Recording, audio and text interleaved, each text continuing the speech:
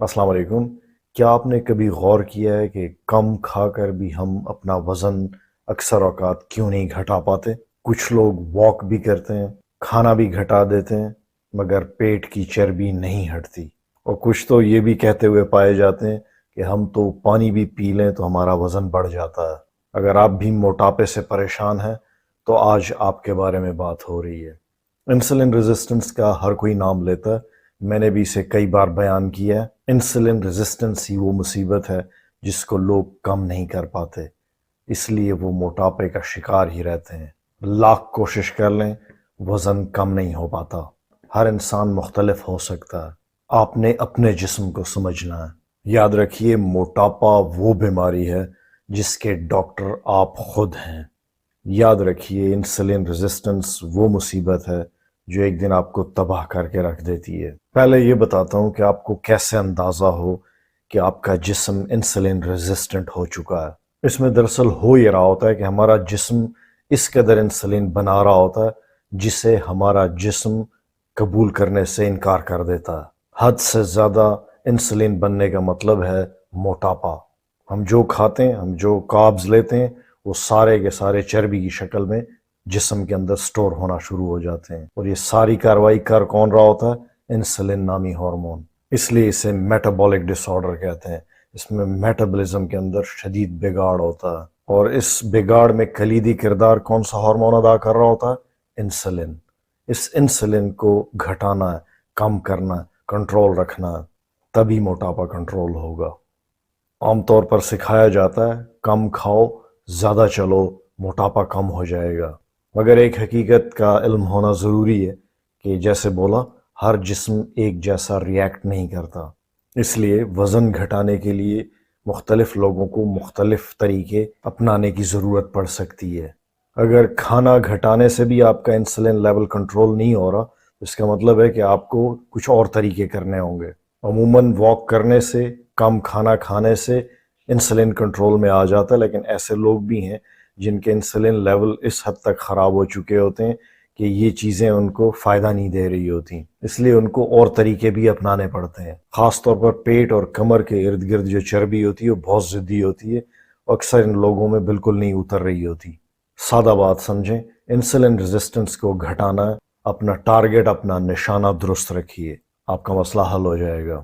جو مجھے ریگولرلی سنتے ہیں ان کو پتہ ہوگا کہ میں نے اپنی پچھلی ویڈیوز میں 2 قہووں کا ذکر کیا تھا، 2 ہربل ٹیز کا ذکر کیا تھا، اس سے بہت زیادہ لوگوں کو فائدہ ہوا تھا۔ آپ چینل میں جا کے وہ دیکھ سکتے ہیں، میں نیچے لنک بھی ڈال دیتا ہوں، جن لوگوں نے وہ نہیں دیکھے وہ ضرور دیکھیے۔ تو ہم نے انسولین لیولز کو نیچے لانا ہے۔ انسولین ایک ہارمون ہے جو ہمارے لبلبے میں بنتا ہے۔ جب ہم منہ کے ذریعے کوئی کاربز لیتے ہیں، نشاستہ لیتے ہیں، تو اس کے جواب میں لبلبے سے انسولین نکلنا شروع ہو جاتا ہے، اور انسولین کا کام کیا ہے کہ وہ ہمارے خون سے شکر کو اٹھا کر ہمارے خلیات میں داخل کرتا ہے، کیونکہ خلیوں کو شوگر چاہیے تاکہ وہ اس سے توانائی یا طاقت کشید کر سکے ہمارے لیے۔ تو یہ ہے انسولین کا مین کام۔ جب ہمارا جسم انسولین ریزسٹنٹ ہو جاتا ہے تو ہمارے خلیے انسولین کی بات ماننا یا سننا چھوڑ دیتے ہیں۔ نتیجہ کیا نکلتا ہے؟ شکر خون میں رہتی ہے، خلیوں میں نہیں پہنچتی۔ لبلبا مسلسل غلط فہمی کا شکار رہتا ہے، اسے یہ لگتا ہے کہ میں اپنا کام نہیں کر پا رہا، اسی وجہ سے خون کے اندر شوگر زیادہ تیر رہی ہے، تو وہ اور زیادہ زور لگاتا ہے۔ اسے یہ لگتا ہے کہ شاید میں اپنا کام ڈھنگ سے نہیں کر پا رہا، اس لیے میں مزید انسولین بناؤں۔ تو نتیجتاً کیا ہوا کہ خون کے اندر شوگر بھی بڑھی ہوئی ہے اور انسولین بھی بڑھی ہوئی ہے۔ اسی حالت کو ہائپر انسولینیمیا کہتے ہیں۔ ہائپر گلائسیمیا بھی ہے، شوگر بھی خون میں زیادہ ہے، انسولین بھی زیادہ ہے، اور ہمارا جسم خون کے اندر زیادہ شوگر کو اور زیادہ انسولین دونوں کو ناپسند کرتا ہے۔ یہ جوشیلا لبلبا جو مسلسل انسولین بنائے جا رہا ہے، خون کے اندر چھوڑے جا رہا ہے، اگر اس کو کئی سال تک اسی طرح تھکایا جائے تو ایسے لوگوں کو ٹائپ 2 ڈائبٹیز ہو جاتی ہے۔ پھر موٹاپا شوگر کی بیماری کو دعوت دیتا ہے، اور پھر جب شوگر کی بیماری لاحق ہو جاتی ہے تو یہ لوگ کمزور اور لاغر ہو جاتے ہیں۔ اکثر ڈائبیٹکس کو آپ نے دیکھا ہوگا کہ جب ان کو یہ بیماری کھا جاتی ہے تو ان کے جسم انتہائی لاغر اور کمزور نظر آتے ہیں۔ یہ لوگ ماضی میں موٹاپے کا شکار رہے ہوتے ہیں اکثر۔ میں بار بار ایک چیز دہرا رہا ہوں، انسولین لیولز کو کم کرنا ہے ہم نے۔ انسولین غیر فطری حد تک بڑھا ہوا ہوتا ہے موٹے لوگوں میں، اور یہ مزید چربی کو سٹور کرتا جاتا ہے حتیٰ کہ لوگ چربی کے پہاڑ بن جاتے ہیں۔ اگر آپ یہ جاننا چاہتے ہیں کہ آپ کے اندر انسولین ریزسٹنس چل رہی ہے یا نہیں، اس کی کیا علامات ہو سکتی ہیں جسم کے اندر، تو میں آپ کو بتا دیتا ہوں۔ ایسے لوگ کانسنٹریٹ نہیں کر پاتے، اپنی توجہ ایک جگہ مرکوز نہیں رکھ سکتے، دماغ پہ ہمیشہ ایک دھند سی چھائی رہتی ہے، کسی کام میں ان کا دل نہیں لگتا، ہر وقت تھکن کا احساس رہتا ہے، سستی طاری رہتی ہے، اور فیوچر میں ان کو دل کی بیماریوں کا خطرہ بھی بڑھ جاتا ہے۔ ٹائپ 2 نامی شوگر کی بیماری ان میں طاق میں کھڑی ہوتی ہے، بلڈ پریشر زیادہ رہنے لگتا ہے، خواتین کے ہارمونز اتار چڑھاؤ کا شکار ہوتے ہیں اور ان کو PCOS ہو سکتا ہے، عورت کے چہرے پہ بال آنا شروع ہو جاتے ہیں۔ انسولین ریزسٹنس کی علامت ہے، PCOS کی علامت ہے۔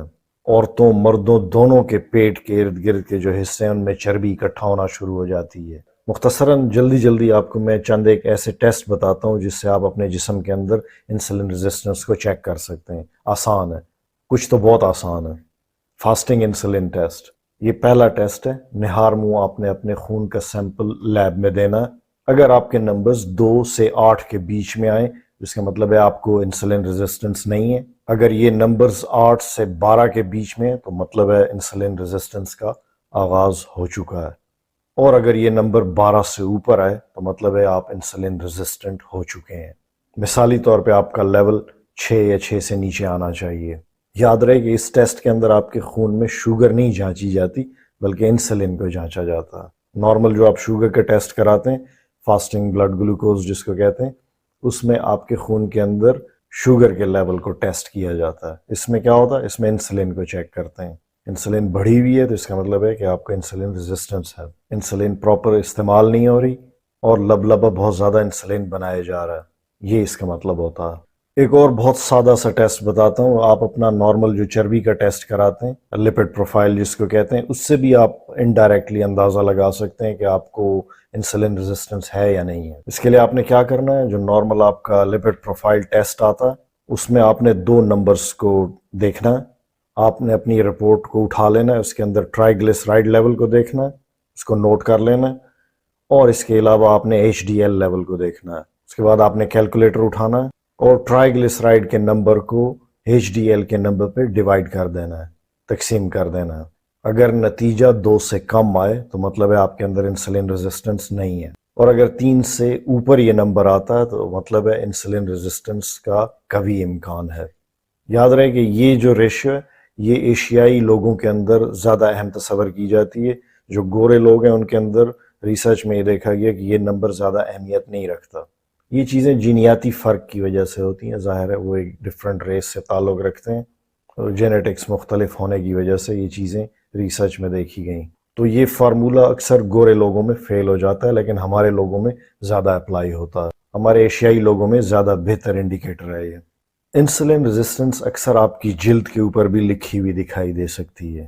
آپ کی جلد پر سکن ٹیگز نکلنا شروع ہو سکتے ہیں، خاص کر بغلوں کے اندر، گردن کے ارد گرد، کمر کے اوپر یا پیٹ کے حصے کے اوپر یا رانوں کے بیچ میں، اور یہ انسولین ریزسٹنس کی واضح علامت ہے۔ ان لوگوں کی جو کمر کے ارد گرد جلد ہوتی ہے وہ تھک ہوتی ہے اور زیادہ ڈارک ہو جاتی ہے، بغلوں میں ان کے سیاہی بڑھ جاتی ہے، کوہنیوں اور گھٹنوں کے اوپر سیاہی زیادہ واضح ہونے لگتی ہے۔ یہ اس بات کی کلیئر نشانی ہے کہ جسم میں انسولین بڑھا ہوا ہے اور ہماری باڈی اس کو پسند نہیں کر رہی، قبول نہیں کر رہی۔ اس کے علاوہ پیٹ بڑھا ہوا ہوتا ہے، ان لوگوں کو میٹھے کی طلب زیادہ ہوتی ہے، موٹاپا اوپر سے میٹھا کھانے کی رغبت بڑھ جاتی ہے، کھانے کے بعد ان لوگوں کو غنودگی کا احساس بھی زیادہ ہوتا ہے، تھوڑا سا کام کریں گے تھک جائیں گے، چھوڑ دیں گے۔ ریسرچ میں یہ بھی دیکھا گیا کہ ایشیائی لوگوں کو انسولین ریزسٹنس کم عمر میں شروع ہو جاتی ہے، یعنی ابھی وہ 30 35 40 سال کو ٹچ کرتے ہیں اور ان کو انسولین ریزسٹنس شروع ہو جاتی ہے۔ اب تو 25 سال میں بھی 20 سال میں بھی انسولین ریزسٹنس والے نظر آتے ہیں۔ لائف سٹائل اتنا خراب ہے، لوگوں میں سٹریس لیول اتنا بڑھ چکا ہے، خاص کر ہمارے لوگوں کے اپنے مسائل ہیں، حالات ہمارے بہت خراب ہیں۔ ہماری سوسائٹی میں ابتدائی جوانی سے لوگوں پہ اتنا پریشر پڑ جاتا ہے، اتنا نفسیاتی دباؤ کا شکار رہتے ہیں کہ ان کو یہ میٹابولک ڈس آرڈر بہت جلدی ہو جاتے ہیں۔ اللہ ہم سب کے لیے آسانی کا معاملہ کرے۔ یہی وجہ ہے کہ ایشیائی لوگوں میں اب شوگر کی بیماری بہت تیزی سے پھیل رہی ہے، اور خاص کر ہمارے خطے میں۔ اسی رفتار سے کینسر کی بیماری بھی ہمارے لوگوں میں اب بہت بڑھ رہی ہے۔ اب مختصراً بتاتا ہوں کہ آپ نے کرنا کیا ہے۔ آپ نے ایک غذائی حکمت عملی ترتیب دینی ہے اپنے لیے، سمپل، زیادہ کھانا نہیں کھانا آپ نے، منہ کے ذائقے کے لیے سب کچھ کیا جاتا ہے۔ انسولین ریزسٹنس آپ کی کم ہوگی، آپ کی کھانے کی طلب بھی کم ہو جائے گی۔ مسئلہ یہ ہے کہ انسولین ریزسٹنس جب ہوتی ہے باڈی کے اندر، انسولین لیول ہائی ہوتے ہیں لوگوں میں، تو ان کو بھوک بہت زیادہ لگتی ہے۔ جب آپ اپنی لائف کو بہتر کریں گے تو آپ کی بھوک بھی کم ہو جائے گی۔ واک کیا کریں ریگولر۔